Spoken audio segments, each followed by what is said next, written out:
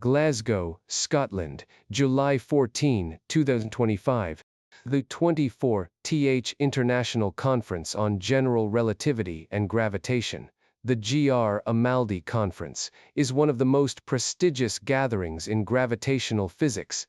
Hundreds of scientists from around the world, the best minds in general relativity, BlackHole astrophysics, and gravitational wave astronomy assembled in one room. The LIGO-Virgo-KAGRA Collaboration has requested time to present a new result. The room fills. Something about the way the session has been scheduled suggests this is not a routine update. The result is GW-2923, a gravitational wave signal detected on November 23, 2023, during LIGO 4th observing run. Short, about 1/10 of a second, low frequency, which implies the merging objects were massive. The signal was analyzed for months before the result was ready to present. The best fit. 2 black holes, 37 solar masses, 113 solar masses, merging into a final object somewhere between 182 and 251 solar masses, with a central estimate around 225 solar masses. The largest gravitational wave event ever detected by a significant margin over the previous record holder, GW-921. Which had a total mass of approximately 150 solar masses. But the mass is not the problem. The problem is where those masses sit.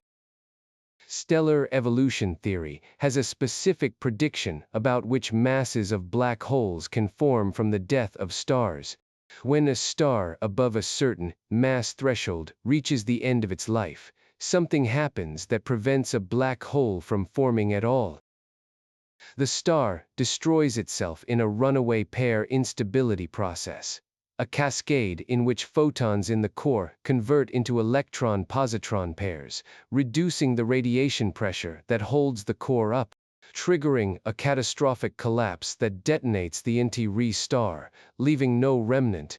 This process, pair-instability supernova, is predicted to occur for stars whose helium cores fall between approximately 60 and 130 solar masses. In this range, the theory says, black holes simply cannot form. Not difficult to form, forbidden. There is a gap in the black hole mass spectrum between roughly 60 and 130 solar masses where direct stellar collapse should not produce remnants. The 103 solar mass black hole that merged in GW-2923 sits directly inside this gap. The 137 solar mass black hole sits at or above its upper edge. Both of the black holes that LIGO detected on November 23, 2023, are black holes that standard stellar evolution theory says should not exist.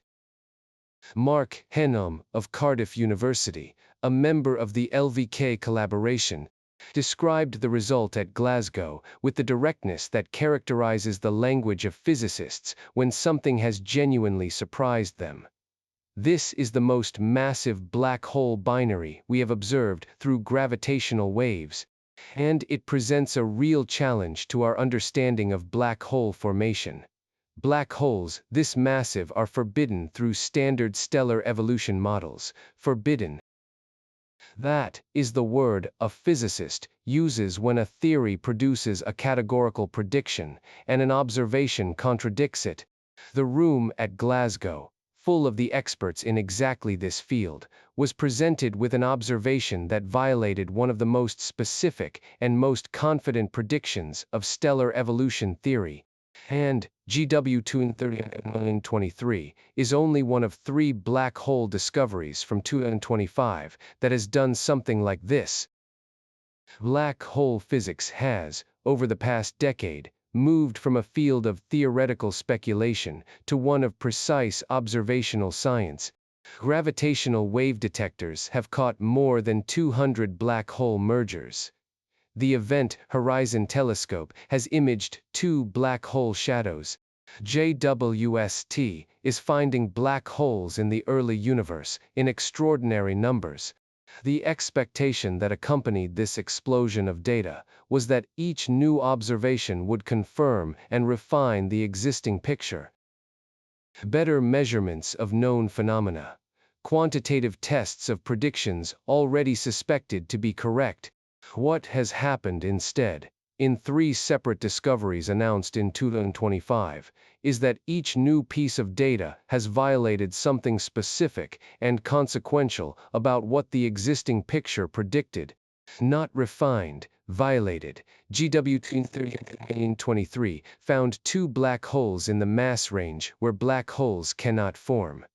A JWST observation found a black hole forming in a location where black holes do not form.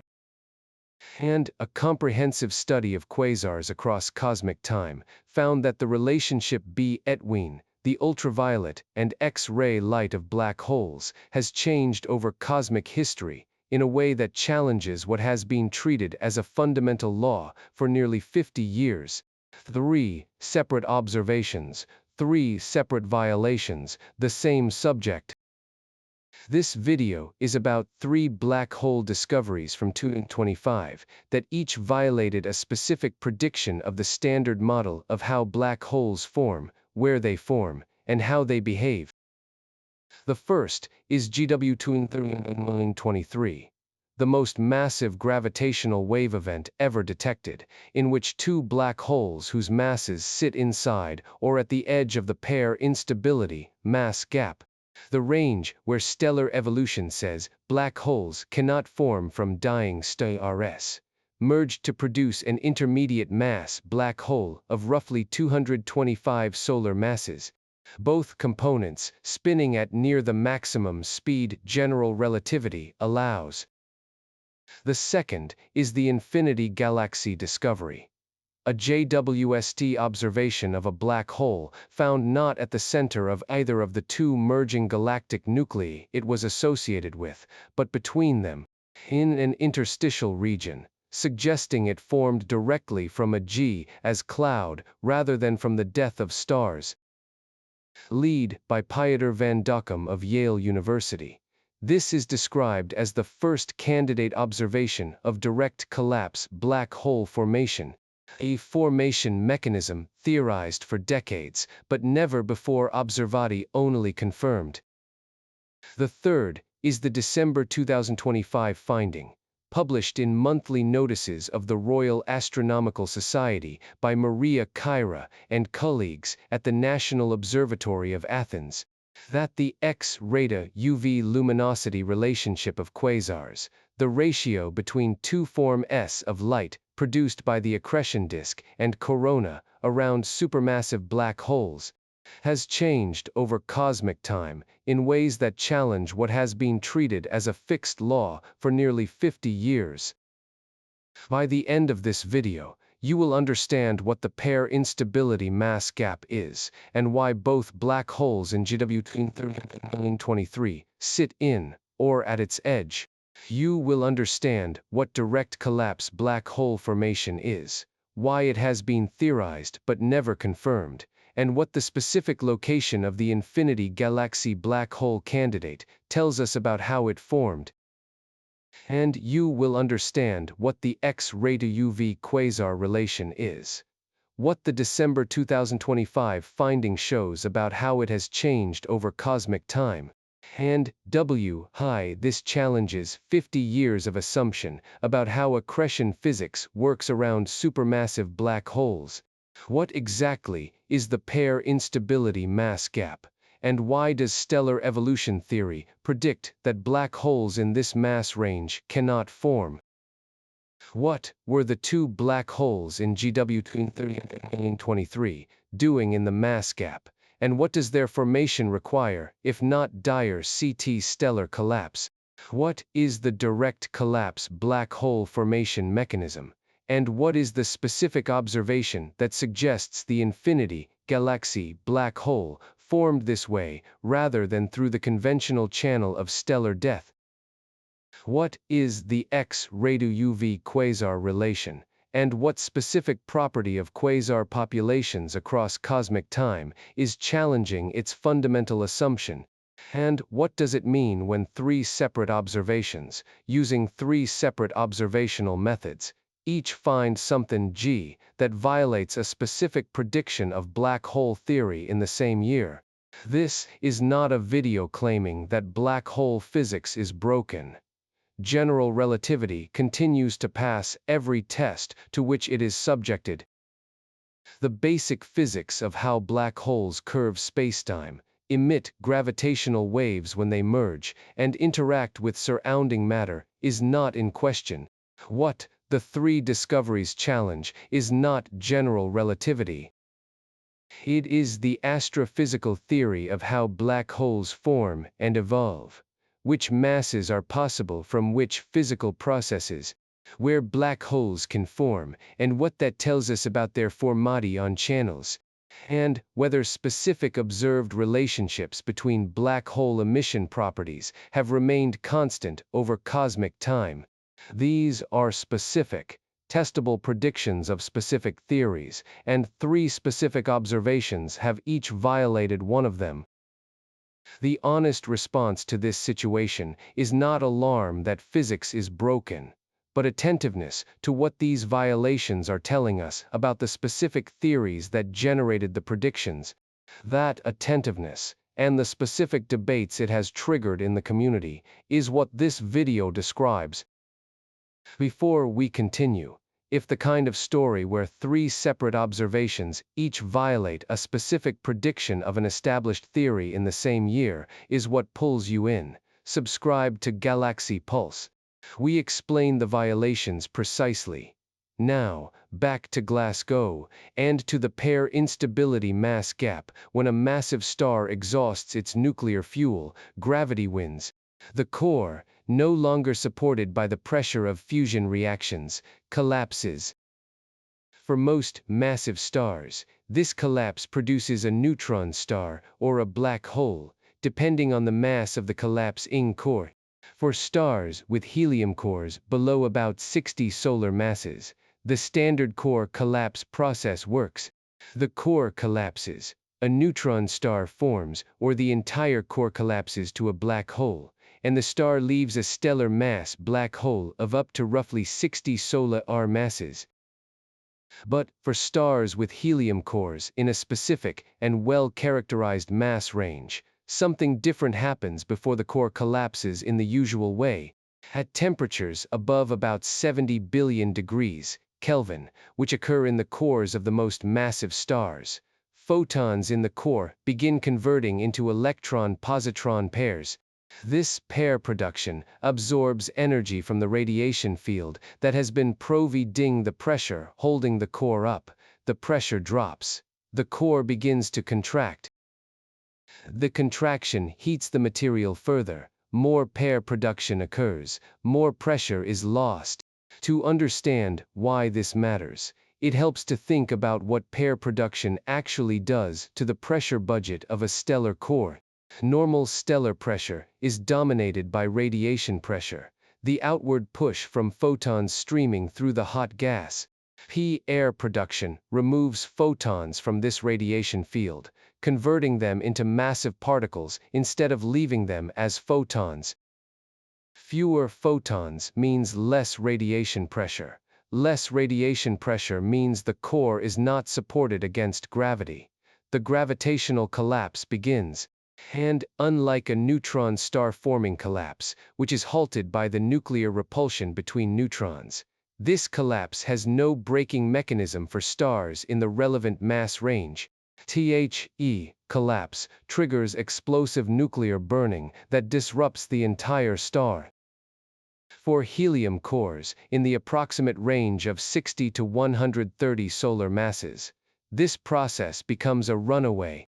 The core compresses rapidly, and the temperature and density reach the threshold for explosive oxygen and silicon burning, which releases an enormous amount of energy in a very short time.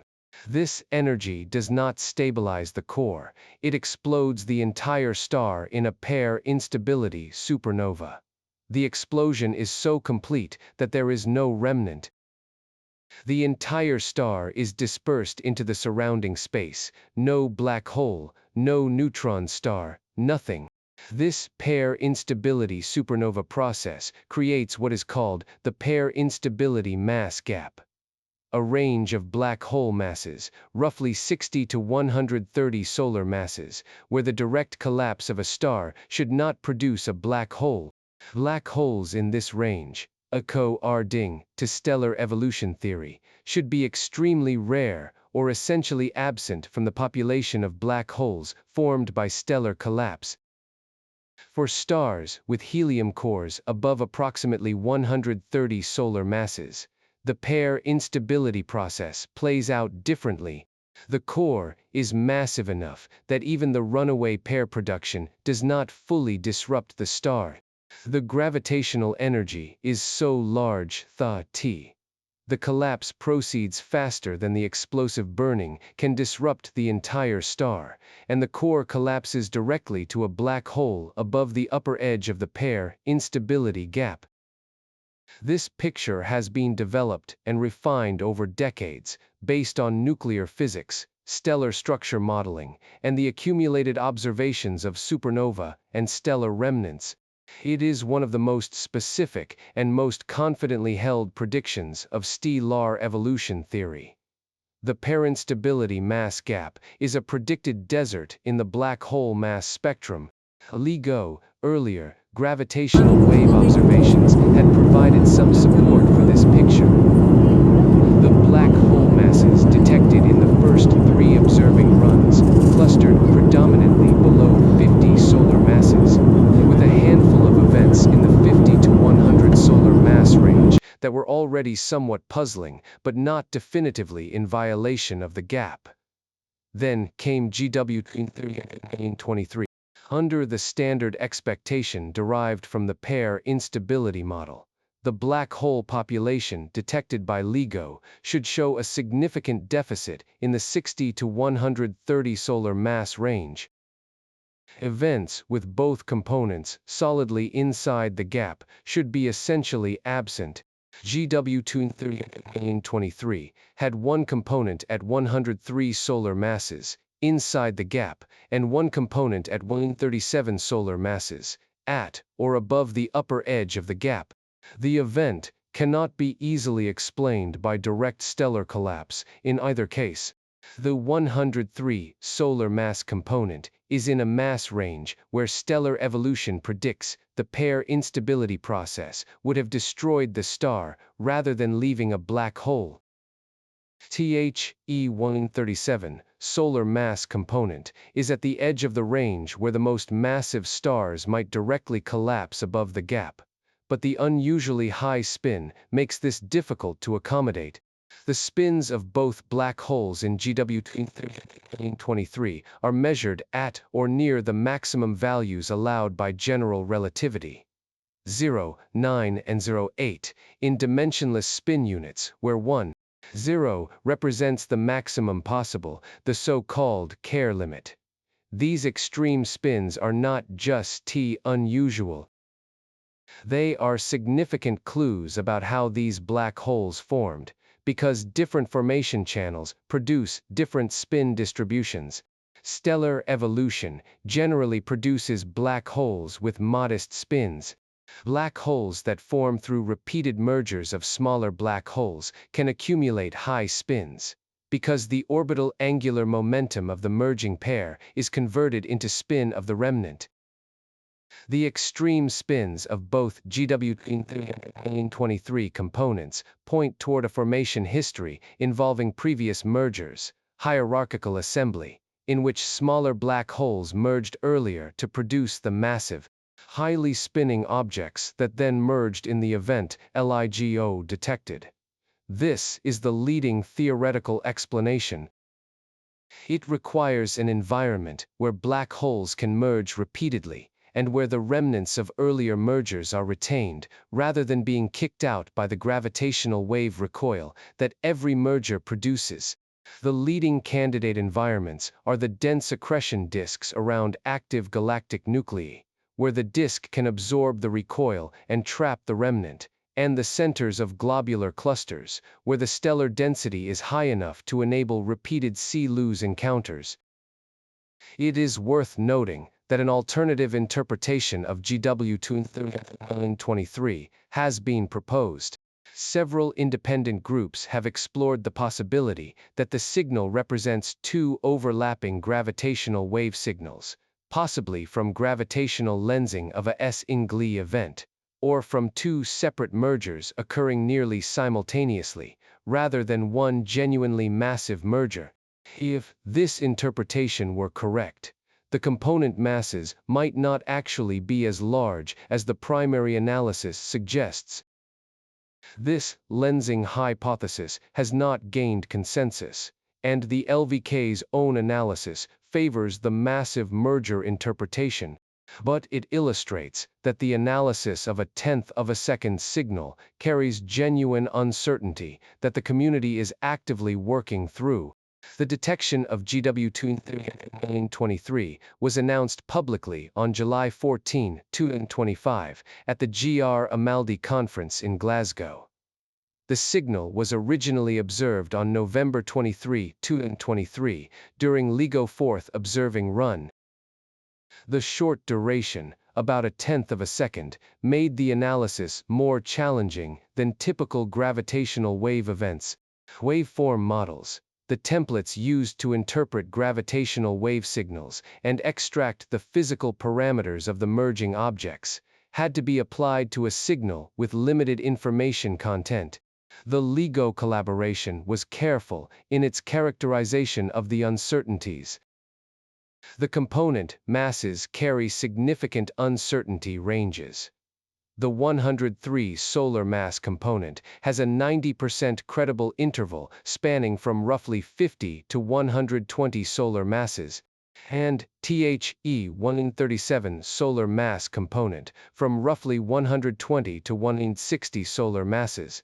The central values place both components in or above the pair instability gap, but the uncertainties do not entirely exclude masses below 60 solar masses for the lower mass component.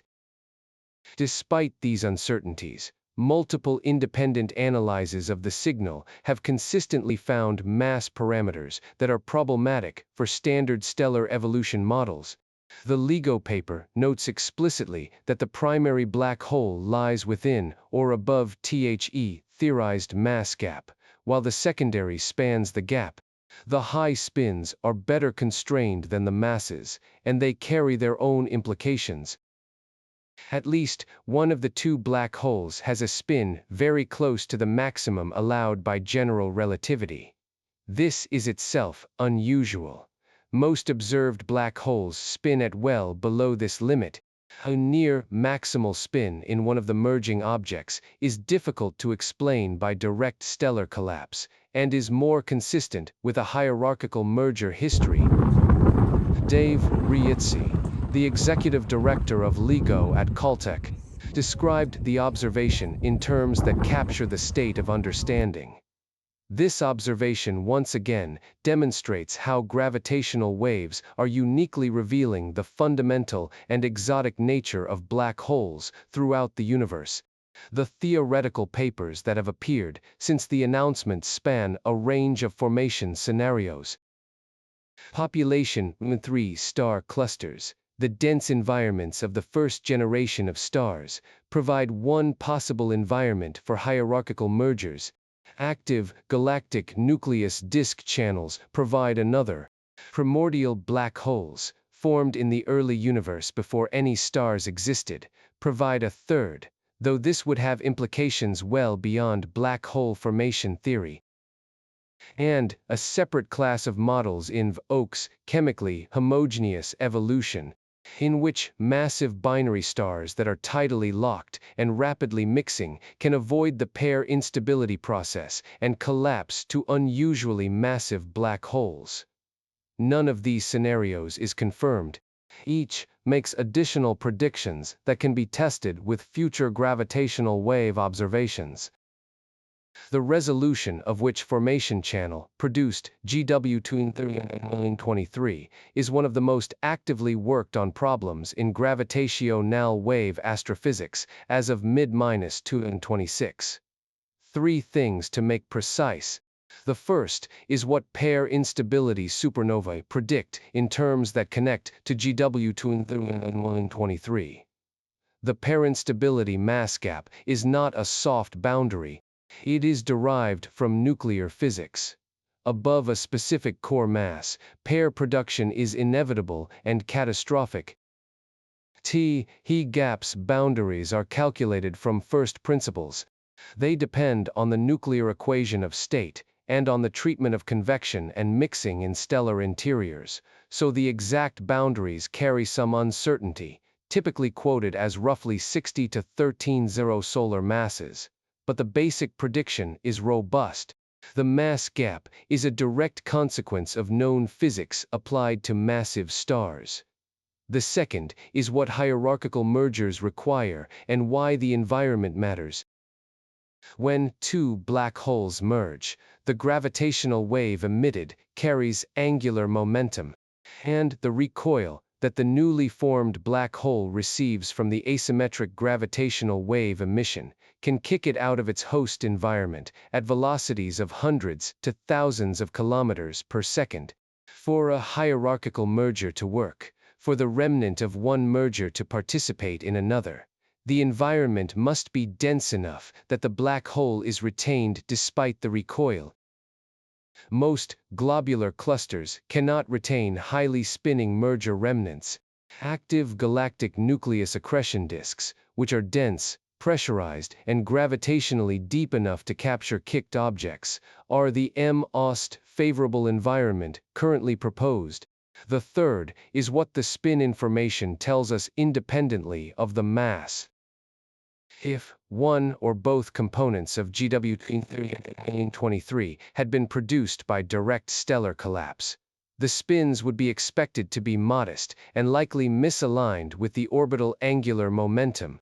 Near maximal aligned spins are the signature of previous mergers in which the orbital angular momentum was efficiently converted into spin. This spin signature is an independent line of evidence pointing toward hierarchical formation, separate from the MA-SS argument. Here is why GW-23 matters beyond being a remarkable individual event. LIGO Gravitational Wave Catalog now contains more than 200 events.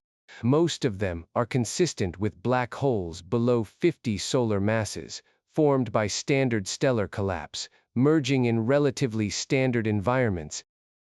GW-23 is not consistent with this picture, and the question is whether it is an extreme outlier at the tail of a known distribution, or the first example of a distinct class of events involving a different formation channel. If hierarchical mergers in AGN disks are responsible for GW-23, then there should be more events like it in LIGO current and future data. The rate of AGN disk black hole mergers has been estimated from a theory, and it predicts a detectable population OF events with masses in the gap and above, with high and correlated spins, at a rate that LIGO continued operation should be able to confirm or exclude. If instead, GW-23 is genuinely the result of primordial black hole formation, the implications extend far beyond black hole astrophysics. Primordial black holes, if they exist in sufficient numbers with appropriate mass distributions, have been proposed as a component of dark matter. A gravitational wave detection of primordial black holes would be one of the most consequential results in cosmology in decades.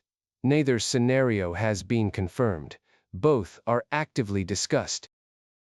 And the question of which is correct depends on future detections that will either reinforce the GW-23 parameters as a pattern or isolate it as a single anomaly. GW-23 violated the pair instability mass gap. black holes in a mass range where stellar evolution says they should not exist. The explanation requires either hierarchical mergers, or primordial formation, or a modification to the stellar evolution model, S, or, possibly, a reinterpretation of the signal itself through the lensing hypothesis. But mass gap violations represent a question about the formation channel of black holes from known astrophysical processes. The second discovery from 2025 raises a different kind of question, not where in the mass spectrum a black hole sits, but where in space it formed. And the observation that produced this question found a black hole in a location that should, by every standard model of how black holes and galaxies co-evolve, be empty, the direct collapse candidate, and the quasar puzzle. In July 2025, a team led by Pieter van Dokkum of Yale University released a result using data from NASA James Webb Space Telescope, the Keck Observatory, the Chandra X-ray Observatory, and the Very Large Array that the scientists involved described using a word scientists rarely use about their own work: surprise. The object was in a galaxy that was already unusual. The galaxy, nicknamed the Infinity Galaxy for its figure-8 appearance, sits at a redshift of z equals 1.14, placing it roughly 7 billion years ago in cosmic time, at an epoch when the universe was sly GHTL, y less than half its current age. It appeared to be two galactic nuclei in the process of merging, surrounded by ring-like structures of stars, giving it the appearance of the infinity symbol. The two galactic nuclei are massive, hosting roughly 80 billion and 180 billion solar masses of stars respectively, and extremely compact. Galaxies with two merging nuclei are known. They are what galaxies in the late stages of a galactic merger look like. The surprise was not the galaxy's morphology, it was where the black hole was. In the center of the region between the two nuclei, not in either galactic core, the team found a source glowing brightly in X-ray emission from Chandra and radio emission from the VLA, both characteristic signatures of an actively accreting black hole. The source also sits in the center of a large swath of ionized hydrogen that spans the space between the two nuclei, indicating a black hole actively feeding on surrounding gas. The black hole's mass, estimated from the breadth of its emission lines, is approximately 1 million solar masses, on the lower end of the supermassive range. In every standard model of how supermassive black holes form and reside in galaxies, a massive black hole is at the galactic center. It follows from the physics. Black holes grow by accreting material. Material concentrates under gravity toward the densest, most massive part of the galaxy, and the galactic nucleus is where the gravitational potential is deepest. This black hole was not in either nucleus. The research team's explanation was not that the black hole had somehow migrated from one of the nuclei to the interstitial region. It was that the black hole had never been in a nucleus. It had formed in the interstitial region, in the dense, shocked, turbulent gas that was thrown between the two galaxies when they collided. The team suggested the black hole formed directly from the collapse of this gas, bypassing the stellar evolution stage entirely. As Van Dokkum described it, the black hole likely did not just arrive there, but instead formed there, and pretty recently. This is the direct collapse scenario. It has been theorized since the 1990s as a possible explanation for how the earliest and most massive supermassive black holes, found by JWST at redshifts where the universe was less than 1 billion years old, could have grown so large so quickly. Normal stellar evolution produces stellar mass black holes that then grow by accretion over billions of years. a process too slow to explain the billion solar mass black holes found in the very early universe. Direct collapse of gas clouds, bypassing the stellar stage, could in principle produce massive black holes quickly enough to resolve this discrepancy. The problem is that direct collapse had never been confirmed observationally. The JWST result is described as the first candidate observation of this process. The scientists described their conclusion. We suggest that the SMBH formed within this gas in the immediate aftermath of the collision, when it was dense and highly turbulent. If corroborated with simulations and follow-up JWST spectroscopy, this would demonstrate that direct SMBH formation by a runaway gravitational collapse is possible in extreme conditions. A follow-up study by the same team, circulated in June 2026, reports further evidence for the direct collapse origin, reinforcing the case that the black hole's properties are consistent with in-place formation rather than with a displaced conventional nuclear black hole. Follow-up JWST spectroscopy to definitively confirm the interpretation is underway.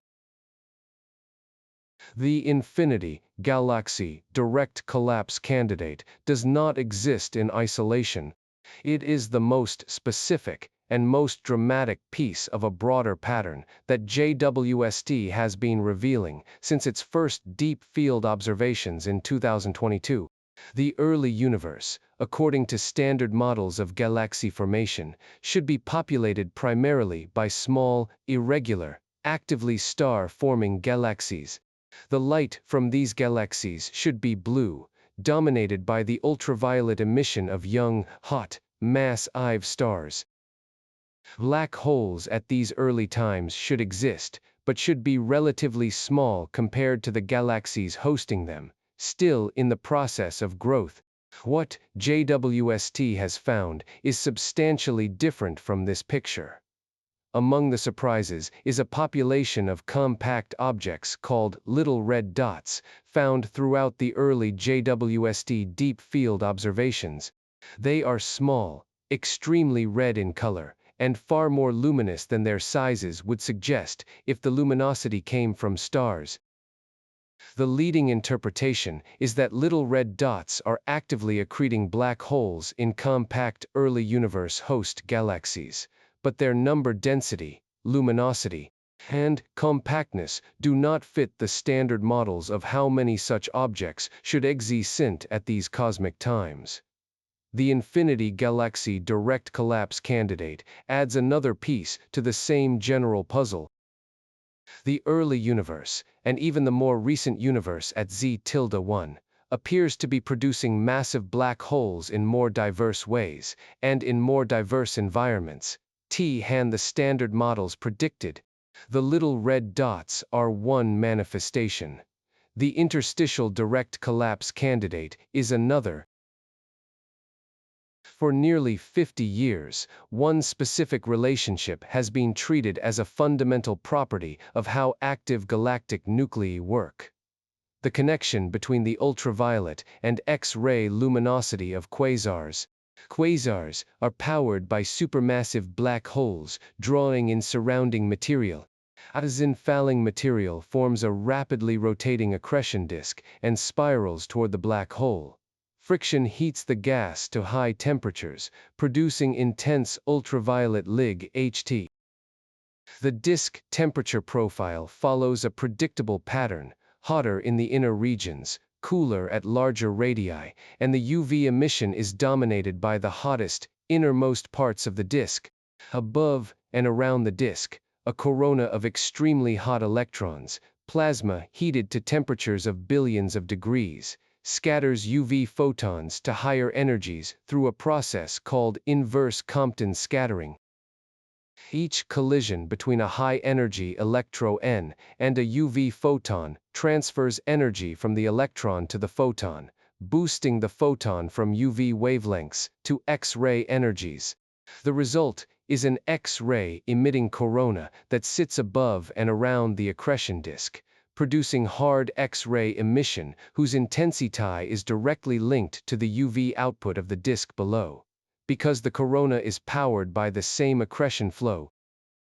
Because both the UV from the disk and the X-rays from the corona arise from the same accretion flow around the same black hole, they are tightly correlated.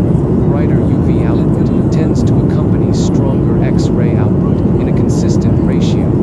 This UV to X-ray ratio relationship, called alpha-lux in the technical literature, was established almost 5 decades ago. It has been used to probe the geometry and physical state of gas close to supermassive black holes, and it has been central to efforts to use quasars as cosmological standard candles. Because, if the relationship is fixed, knowing a quasar's UV luminosity tells you its X-ray luminosity, and therefore, through the luminosity-distance relation, its distance. In December 2025, Maria Kyra and colleagues at the National Observatory of Athens, publishing in monthly notices of the Royal Astronomical Society, found strong evidence that this relationship is not fixed. Using E-RESITA X-ray survey data, combined with UV observations across a large quasar sample spanning a wide range of cosmic times, they found that the X-ray to UV correlation changes with redshift. When the universe was younger, roughly half its current age, the correlation between X-ray and UV luminosity was significantly different from what is observed in the nearby universe. The relationship that has been treated as a fundamental law for nearly 50 years is not universal across cosmic time. The RAS press release described the finding as challenging, a fundamental law which has existed for almost 5 decades. Kyra's own words in the paper emphasize the methodological care required. The E-RESITA survey is vast but relatively shallow. Many USARs are detected with only a few X-ray photons. Advanced Bayesian statistical methods were required to extract the trend from data where individual measurements are imprecise, but the statistical power of the full sample is large. The implications go beyond the alpha-lux relationship itself. If the ratio of X-ray to UV emission has changed over cosmic time, this means the physical relationship between the accretion disk and the corona, the geometry and temperature of the accretion flow around supermassive black holes, has evolved. Models that use the alpha-lux relationship to infer black hole properties, accretion rates, and distances from quasar spectra assume that this relationship is universal. If it is not, those inferences need to be revisited. The cosmological applications are also affected. Quasars have been used as standard candles to constrain the geometry of the universe and probe the nature of dark energy, on the assumption that their alpha-lux relation is fixed. If that assumption is wrong, the distance measurements based on it need to be recalibrated. Revealed, there are 3 interpretive frames for what the 3 discoveries together represent.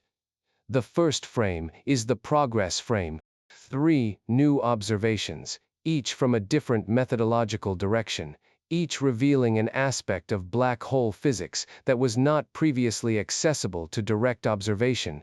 Gravitational wave astronomy was not possible before LIGO. JWST sensitivity and resolution were not available before 2022. The E-RESITA survey data only became available in the 2020s. In this view, each discovery is methodological progress, revealing the universe's complexity, and the appropriate E-response is scientific curiosity rather than alarm. The second frame is the theory revision frame. 3 theories, each with decades of development, each producing specific and confident predictions, have each been violated by a specific observation. The pair-instability mass gap is a specific prediction of nuclear astrophysics. The nucleus, centered formation of supermassive black holes, is a specific prediction of galaxy formation models. The time-invariant alpha-Lox relationship is a specific assumption of 50 years of quasar research. All three violated in 1 year, from 3 different directions. In this view, the appropriate response is a systematic assessment of which parts of these theories were most central to the predictions that failed and what modifications are implied. The third frame is the paradigm interrogation frame. 3 violations of 3 specific predictions, each using a different observational tool, each pointing in the direction of something the existing models missed, may be telling a coherent story, rather, than 3 separate stories. GW-23 masses challenge the stellar evolution models of black hole formation. The direct collapse candidate challenges the location models of black hole formation. The quasar X-ray evolution challenges the static physics mod-Ls of black hole behavior. All 3 findings point toward a gap between what models assumed about black holes and what the universe appears to have actually done, specifically, that black holes form faster, through more diverse channels, and in more diverse environments than the standard picture predicted.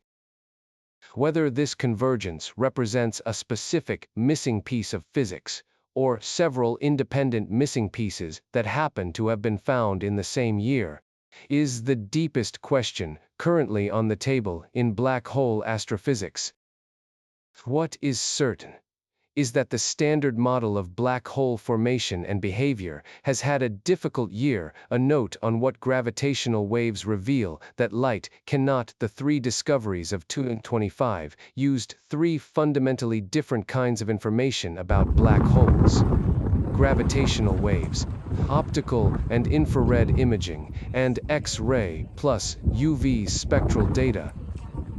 It is worth understanding what gravitational waves uniquely reveal, because this context explains why GW-23 is so surprising in a way that a conventional telescope observation could not be.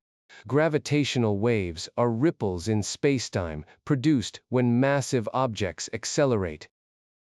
When 2 black holes spiral toward each other and merge, the asymmetric distribution of mass energy as they orbit and collide produces gravitational waves that travel toward at the speed of light, carrying information about the masses and spins of the merging objects and the geometry of the merger. Crucially, gravitational waves pass through matter essentially without absorption. Unlike light, which is absorbed, scattered and reprocessed by gas clouds, dust, and plasma, gravitational waves from a black hole merger arrive at Earth carrying direct information about the merging black holes themselves, unmodified by anything in between. This means that the masses and spins inferred from gravitational wave signals are, in principle, direct measurements of the black hole properties at the moment of merger, not interpretations made through the lens of complex electromagnetic emission processes. This is why the GW-23 masses carry so much weight despite their uncertainties. The uncertainty is in the analysis of the signal, in the waveform models used to extract the parameters from the 10th of a second chirp. But the signal itself is carrying direct information from the merger, 7 billion light-years away, about 2 black holes whose properties challenge the theory of how black holes form. The near-maximal spins are particularly revealing, because spin is a property that gravitational waves constrain differently from mass. The precession of the orbital plane, the asymmetry of the gravitational wave pattern, and the final kick velocity of the remnant all contain information about the spins of the merging objects. The fact that the spin constraints on GW-23 are tighter than the mass constraints. The spins clearly point toward near maximal values, even when the masses retain large uncertainty ranges, is itself significant. Near maximal spin is harder to explain than large mass, because the spin places constraints on the angular momentum history of the black hole that must be accounted for in any formation model. This is what makes gravitational wave astronomy the third pillar of modern astrophysics alongside optical and X-ray astronomy. It carries information that no other observation can access. Let's come back to where we started. Glasgow, July 14, 2025. The most massive gravitational wave event ever detected. 2. Black holes sitting inside or at the edge of a mass range where stellar evolution says black holes cannot form from dying stars. Both spinning at near the maximum speed g. Narrow relativity allows. And that was one of 3 discoveries. The Infinity Galaxy. A JWST observation of a black hole, not at the center of a galaxy where the models say it should be, but between 2 merging galactic nuclei, in an interstitial region, suggesting it formed directly from a gas cloud rather than from the death of stars. Possibly, the first direct observation of a formation mechanism, theorized for decades, but never before confirmed. The Athens Quasar Study. Strong evidence that the ratio between X-ray and ultraviolet light produced by accreting supermassive black holes has changed over cosmic time, challenging a relationship that has been treated as a fundamental law for nearly 50 years. 3 violations of 3 specific predictions. GW 23 violated the pair-instability mass gap. The Infinity Galaxy violated the nucleus-centered model of black hole formation. The Quasar Study violated the time-invariant alpha-ox assumption. The honest response from the astrophysics community is not panic. It is the specific discomfort of competent scientists confronting the gap between what their models predicted and what the universe appears to have done. That discomfort is productive. It drives the search for the revisions that will make the models better.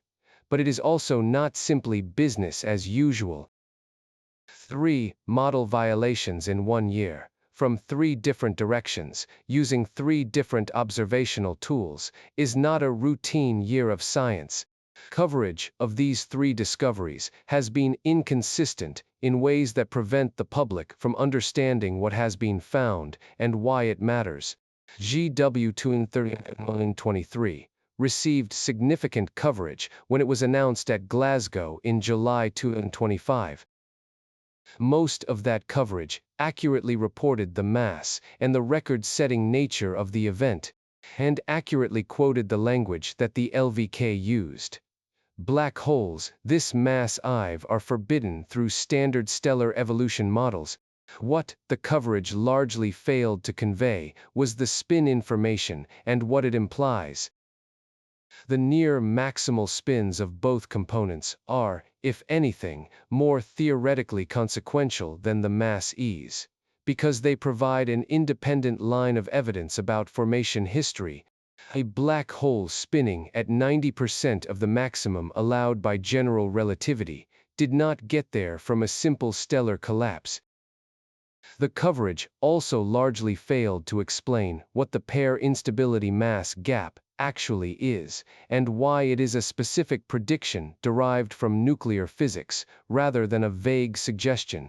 Without this context, the significance of sitting inside the gap rather than merely being massive is unclear. Coverage also almost universally missed the lensing alternative interpretation. Several independent groups published papers arguing that GW 23/10 of a second signal might represent 2 overlapping gravitational wave events, rather than one genuinely massive merger. Perhaps the gravitational lensing of a signal or 2 unrelated mergers occurring nearly simultaneously. If this alternative were correct, the masses might not actually place either component in the mass gap. This is a minority interpretation, and the LVK's own analysis favors the single merger reading, but the uncertainty is real, and the lensing interpretation deserved mention in popular coverage. The Infinity Galaxy received modest coverage at the time of its announcement in July 2025. The specific observation that made it interesting, that the black hole is located not in either nucleus of the merging pair, but in the interstitial region between T-hem, was mentioned in most articles, but rarely explained at the level needed to understand why this matters. The distinction between a black hole that moved there and one that formed there is the critical inference, and the inferential chain requires under our standing both that black holes are normally expected to be in galactic nuclei, and that an interstitial location is evidence for in-place formation rather than migration. The Athens quasar study received very little popular coverage. A December 2025 paper challenging a 50-year-old quasar relationship, published in monthly notices of the Royal Astronomical Society, is a significant scientific result. Its significance for how quasar observations across cosmic time are interpreted was not communicated outside specialist circles, and most importantly, all three findings have been covered as separate stories rather than as three data points in a pattern. The observation that three separate violations of three separate aspects of black hole theory occurred in the same year, using THRE, separate observational methods, has not been communicated as a coherent narrative. Several developments since the initial announcements have continued to advance the understanding of all three discoveries. For GW-230 and 23, the theoretical community has produced a substantial body of follow-up work since the July 2025 announcement. 4 dominant formation proposals have emerged. The first is the population 3-star cluster channel, in which the first-generation stars, which were much more massive than modern stars due to the absence of heavy elements to fragment the gas clouds, formed in dense clusters where hierarchical mergers could occur without the disruption by gravitational recoil that would afflict merge RS in lower density environments. The second is the AGN disk channel, in which black holes embedded in the dense accretion disk around a supermassive galactic black hole merge repeatedly in an environment where the disk pressure and gravity retain high spinning merger remnants. The third is primordial black holes, whose mass and spin distributions are not constrained by stellar evolution. The fourth, proposed in a September 2025 paper from a team at the Gran Sasso Science Institute, involves chemically homogeneous evolution.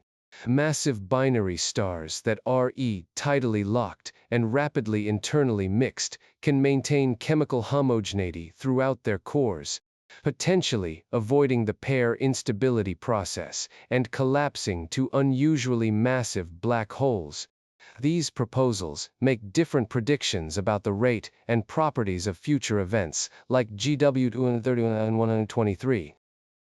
The AGN disk channel predicts a population of events with high, aligned spins concentrated at specific mass ratios. Population 3-star clusters predict T events that should preferentially occur at high redshift, when the first-generation stars existed. Primordial black holes predict a specific mass function that should be detectable as a statistical pattern across many events.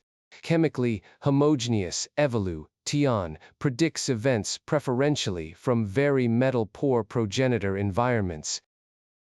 LIGO continued fourth observing run, and the upcoming fifth run will either produce additional events consistent with one of these channels, or continue to find GW-23 as an isolated anomaly. For the Infinity Galaxy direct collapse candidate, a follow-up study circulated in June 2026 by Van Dockum and collaborators provided further evidence for the direct collapse interpretation. The follow-up paper reports that additional spectroscopic observations of the ionized gas region strengthen the case that the gas has properties, its ionization structure, velocity field, and chemical abundances, consistent with in-place collapse rather than with material ejected or accreted from the galactic nuclei. Definitive confirmation awaits JWST follow-up spectroscopy that can directly characterize the black hole's immediate environment. The January 2026 discovery of a quasar at redshift 3.4, reported by a Waseda University-led team in the Astrophysical Journal, adds another data point to the early black hole puzzle. This quasar's central black hole is accreting matter at 13 times the Eddy-Ng-ton limit, the theoretical maximum accretion rate for a given black hole mass, while simultaneously producing intense X-ray emission and launching a powerful radio jet. According to the paper, this combination is not expected under existing models.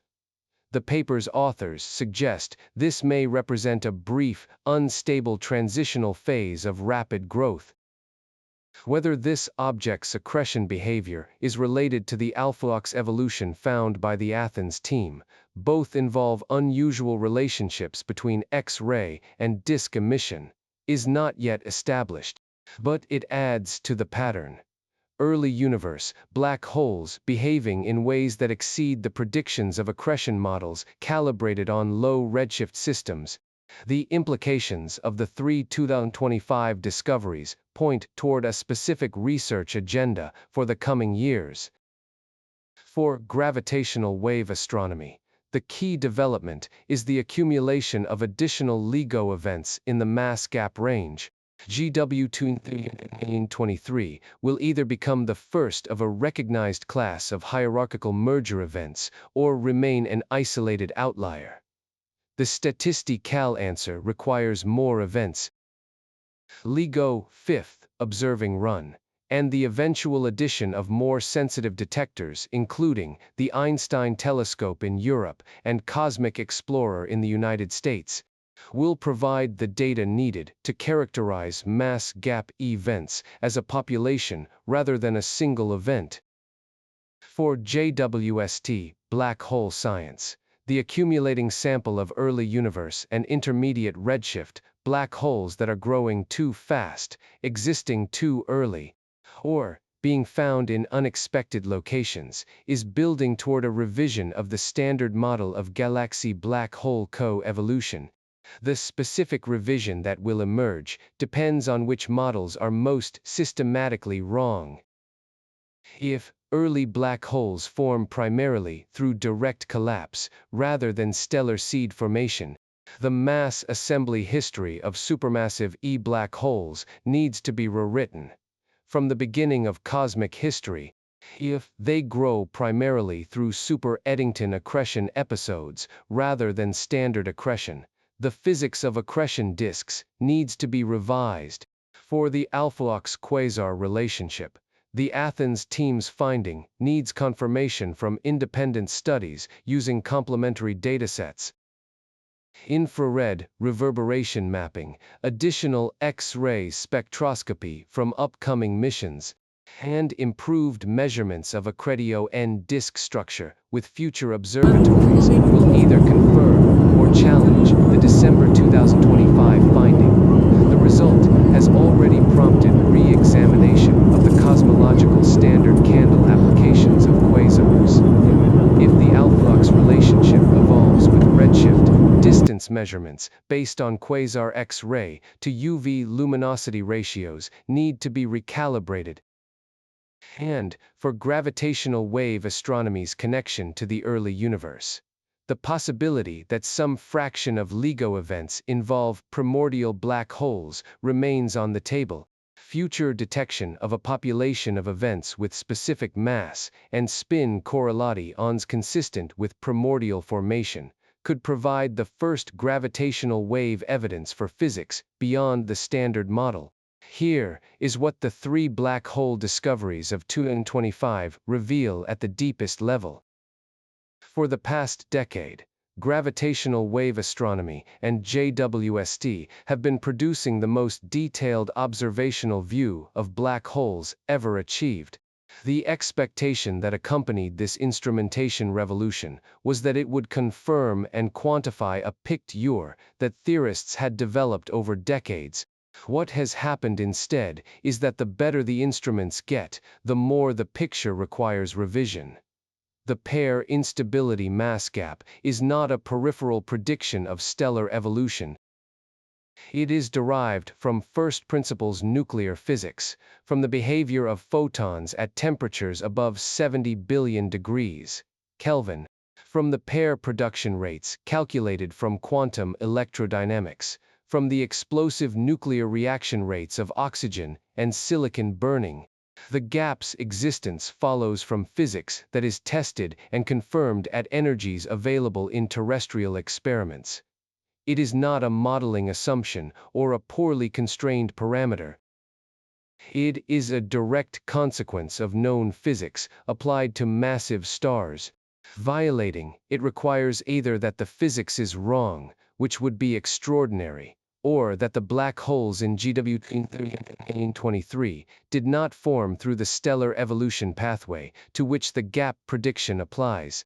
The nucleus-centered formation of supermassive black holes is not a minor assumption of galaxy formation models. It is the prediction that emerges from the basic physics of how mass concentrates under gravity. Over billions of years, the deepest part of a galaxy's gravitational potential well, its center, is where mass accumulates, where gas pools, where stellar densities are highest, and therefore where black holes form and grow. A black hole found between two galactic nuclei, in a location that was empty space before the galaxy collision, requires a formation pathway that operates on timescales and in conditions that the standard model did not account for. The time-invariant alpha-Lux relationship of quasar emission is not a detail of quasar research. It is the foundational assumption underlying how quasar emission is interpreted and how quasars are used as cosmological distance indicators. If the ratio of X-ray to UV light emitted by accretion disks has changed over cosmic time, then the physical relationship between the disk and the corona has evolved, meaning the accretion physics that produces the emission has different properties at high redshift than at low redshift. Every black hole mass estimate, every accretion rate calculation, every distance measurement based on quasar alpha-Lux has an uncharacterized systematic error if this evolution is real and was not accounted for. All three violations involve the core of their respective fields, not the periphery, and all three point in the same direction, toward a universe in which black holes formed earlier, grew faster, formed in more diverse ways, and exist in more diverse configurations than the standard models predicted. The theories were not wrong about general relativity. They were not wrong about the basic physics of accretion. They were missing something specific about the conditions in which the most massive black holes formed and grew, something about the diversity of formation environments, the efficiency of early growth, and the cosmic evolution of accretion physics. That missing something is what the next decade of gravitational wave astronomy and JWST observations will increasingly constrain. The astrophysicists who are quietly concerned are not concerned because general relativity is wrong. They are concerned because the specific predictions that the models made about how black holes form and behave have been violated in their clearest form, from 3 different directions, using 3 different instruments in a single year. And when the models fail specifically, in specific ways, from multiple directions simultaneously, the appropriate response is to take the failures seriously. That is exactly what the field is doing. There is one more thread connected to this story. All three of the 2025 black hole discoveries involve black holes that seem to have grown or formed faster than expected. The massive merger components of GW23 required formation channels faster than standard stellar evolution provides. The infinity galaxy direct collapse candidate formed faster than the galaxy's seeded model predicts. The early universe quasars observed by JWST are more massive than the accretion models said they should be at their cosmic age. All of these anomalies compound a pre-existing problem in black hole physics. The earliest and most massive quasars, some of them containing black holes of 10 billion solar masses within the first billion years of the universe, could not have grown to those masses through standard accretion from stellar seeds, even if the accretion operated continuously at the Eddington limit since the very first stars formed. This is called the high redshift quasar problem. It predates JWST and has been one of the most actively debated issues in black hole formation theory for 20 years. JWST is not solving it. JWST is making it more acute by finding more early massive black holes than expected.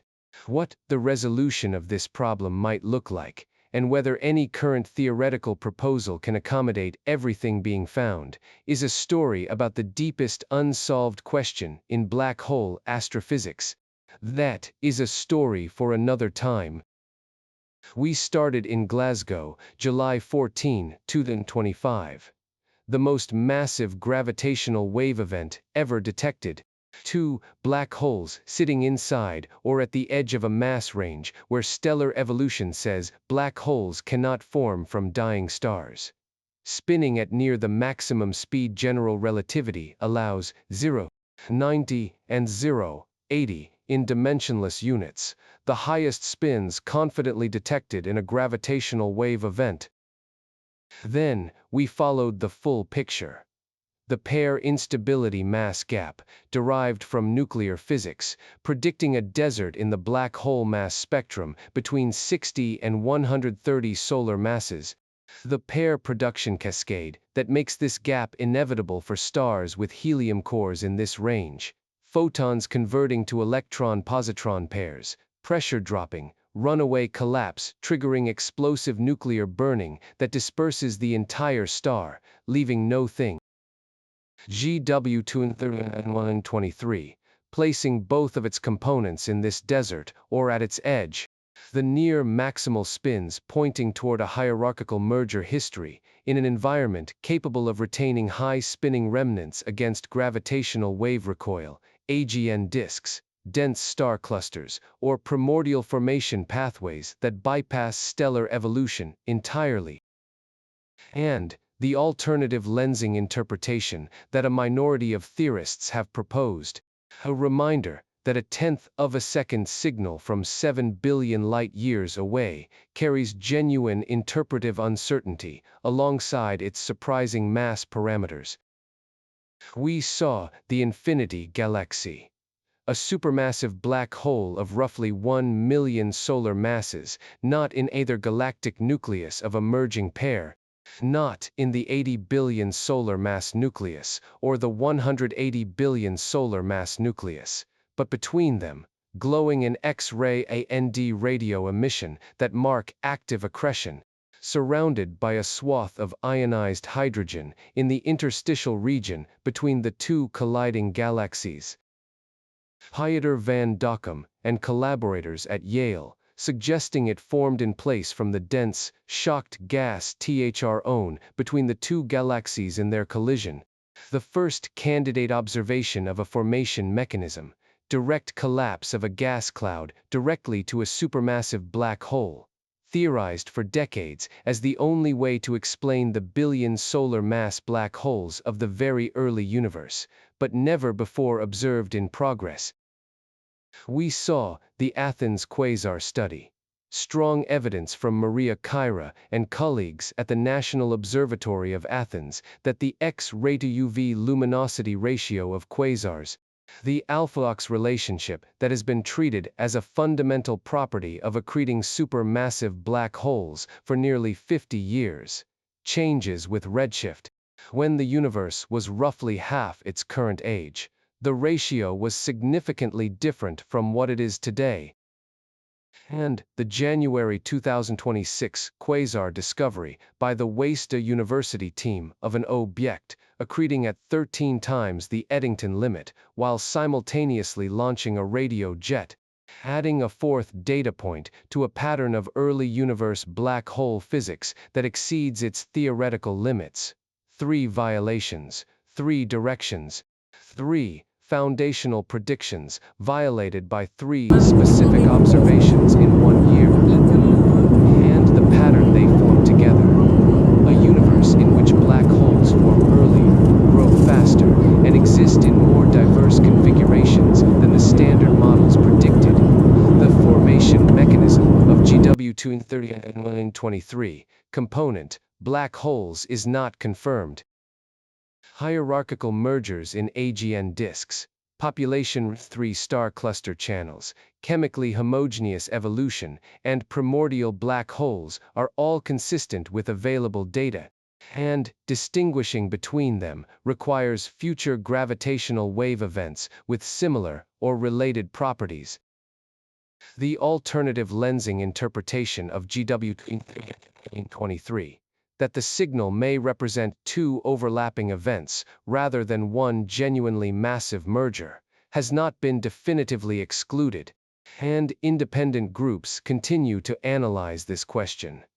The direct collapse black hole interpretation of the infinity galaxy requires additional spectroscopic confirmation. The black hole's interstitial location and active accretion are established.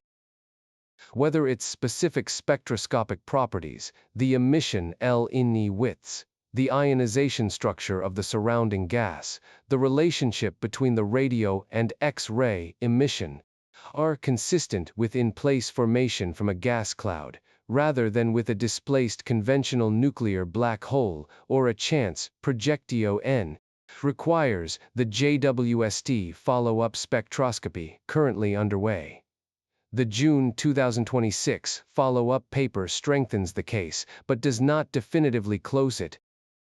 The Athens quasar alpha-Ox evolution finding needs confirmation from independent analyses using complementary data and methods. The result was obtained using E-Reseda data in a Bayesian statistical framework, with careful treatment of upper limits from quasars d detected with only a few X-ray photons. Independent replication, using different X-ray surveys and different statistical approaches, would significantly strengthen the finding. The implications for quasar-based cosmology. For the distance measurements based on quasar X-ray to UV luminosity ratios, depend on how robust this finding proves to be. The relationship between GW23, the little red dots, the infinity galaxy direct collapse candidate, the super Eddington quasar, and the early universe black hole mass problem is a coherent pattern rather than a confirmed connection. Whether these anomal-wise all trace to the same missing physics, some combination of direct collapse channels, hierarchical merger environments, and evolving accretion physics, or represent several independent gaps in the standard model, is an open question, and the high redshift quasar problem, which predates all 3 2025 discoveries, remains unresolved. First, violated predictions are information. The pair-instability mass gap is violated by GW230-123. That violation tells us something specific about the environment or formation channel of the merging black holes that the standard model does not accommodate. Violated predictions, when they are specific and well characterized, are more informative than confirmed predictions. They point precisely to what is missing from the theory. A confirmed prediction tells you the theory was right about something. A violated prediction tells you where the theory needs to grow. The history of physics is largely a history of violated predictions, eventually pointing the way to better theories. Second, instrument capability determines what can be violated. GW-23 could not have been found before LIGO fourth observing run achieved the sensitivity needed to detect events at this mass and distance. The signal-to-noise ratio of GW-23 as a 10th of a second signal from more than 7 billion light-years away was a challenge for the existing detector configuration. The infinity galaxy could not have been found before JWST combination of resolution, infrared sensitivity, and spectroscopic capability. The interstitial black holes X-ray and radio emission required Chandra and the VLA to confirm. But it was the JWST Cosmos Web Survey data that first revealed the unusual morphology of the system.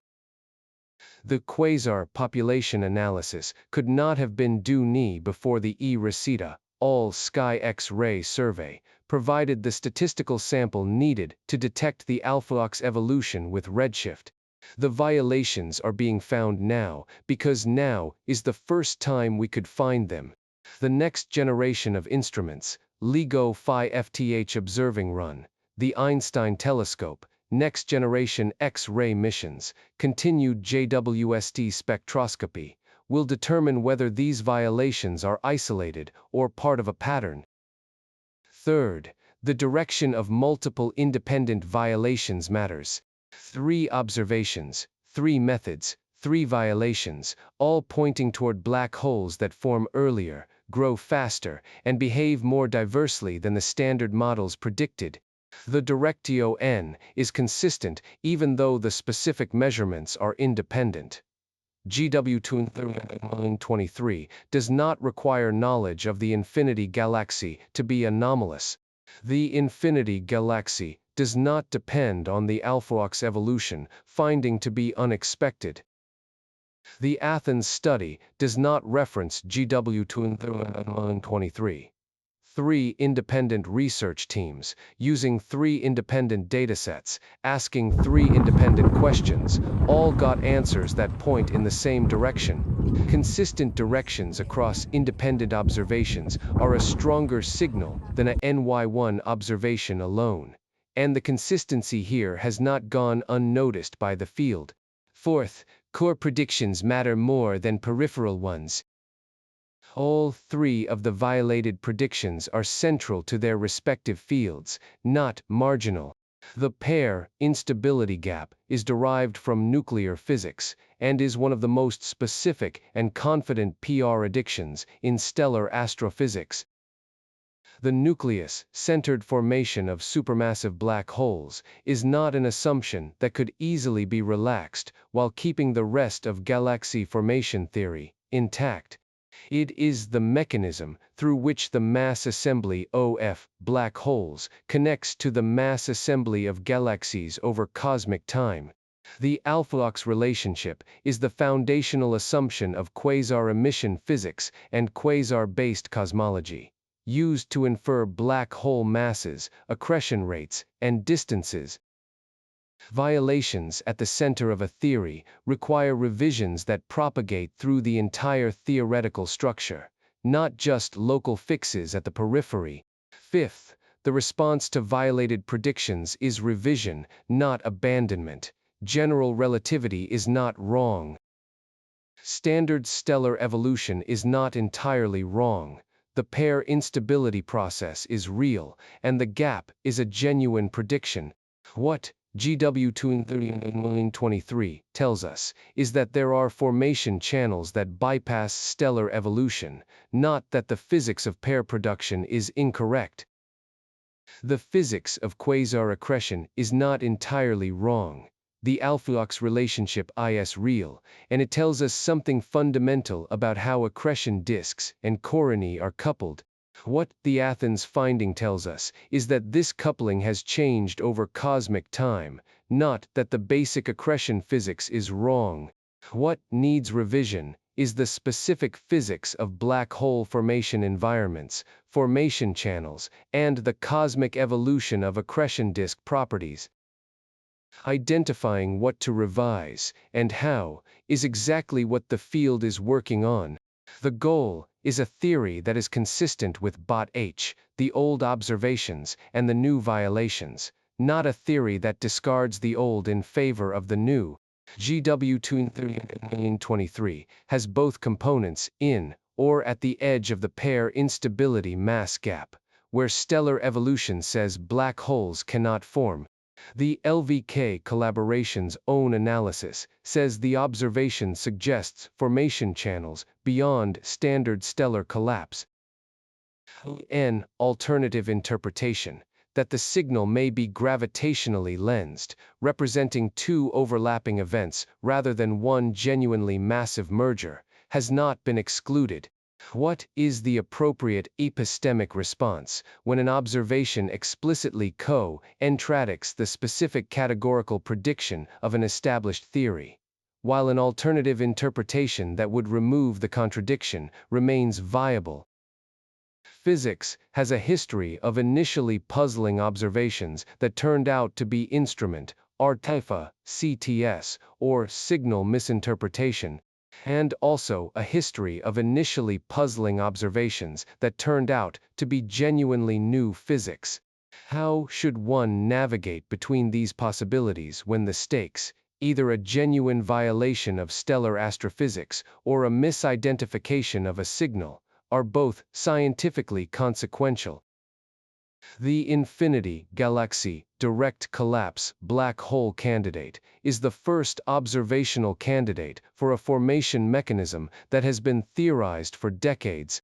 The black hole is at the right location, with the right emission properties, in the right kind of environment for direct collapse to have occurred. But alternative explanations, a projection effect, an ejected black hole, a background source, have not been definitively excluded. How should the field treat a first candidate? As confirmation requiring follow up to rule out alternatives, or as evidence worthy of provisional acceptance given the coherence of the circumstantial case? And what would definitive confirmation look like? What specific observation, if made, would conclusively establish that this black hole formed where it was found, from the gas that currently surrounds it? And the broadest question: 3 separate model violations in 1 year, from 3 different observational methods, each pointing toward black holes that form more efficiently and diversely than predicted. The fact that these 3 discoveries occurred in the same 12-month period is partly a coincidence of when different research programs completed their analyses, and partly a reflection of instruments that simultaneously became capable of reaching previously inaccessible regimes. How many violations, from how many directions, constitute sufficient evidence to call for a paradigm shift, rather than a set of local fixes? And how does the field distinguish between a period of normal science, in which better instruments reveal previously hidden complexity, and a period of revolutionary science, in which the foundational assumptions of multiple theories are simultaneously revealed as inadequate? The title of this video uses the word panicking. It is, deliberately, an overstatement. The astrophysicists who are paying the most careful attention to GW-23, the Infinity Galaxy, and the Athens quasar result are not panicking. They are working. They are writing papers, proposing alternative explanations, designing follow-up observations, running simulations, and doing the incremental scientific work that always follows a surprising result. What the title captures, imprecisely but usefully, is a specific kind of professional discomfort. When 3 foundational predictions fail simultaneously, from 3 different directions, the discomfort is not about any individual result.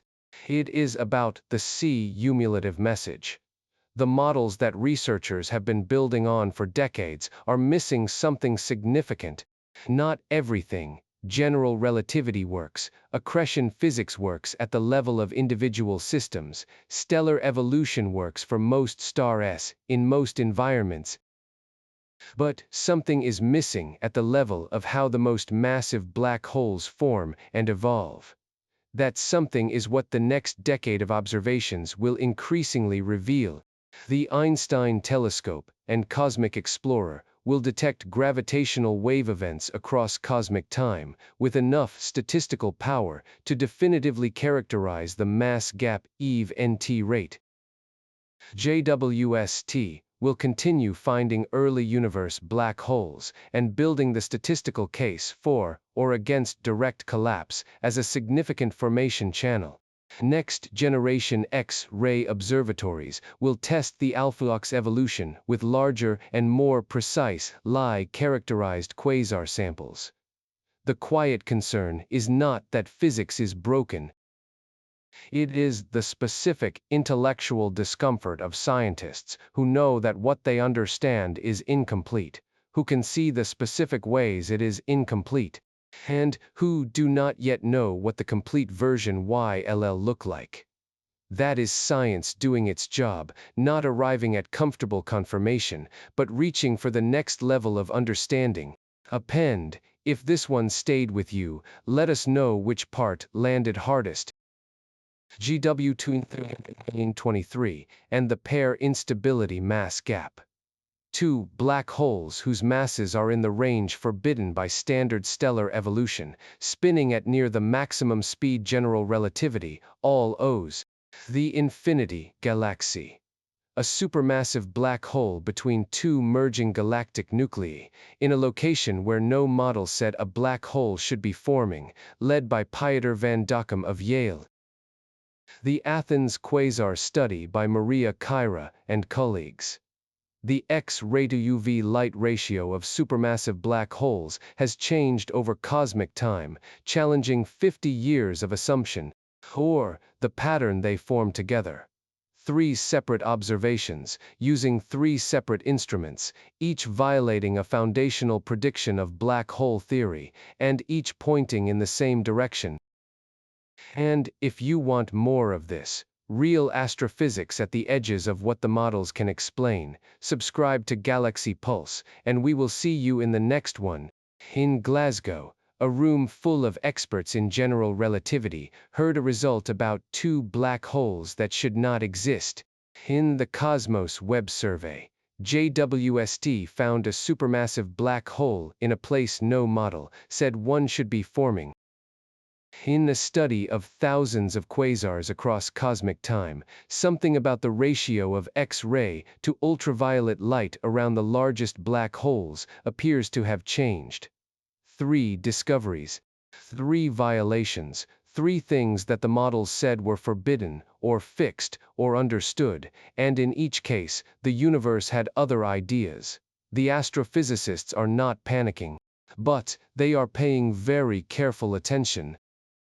What intermediate mass black holes mean for this story, one thread from GW30 and 123, that deserves more explicit attention, is the category the merged remnant falls into.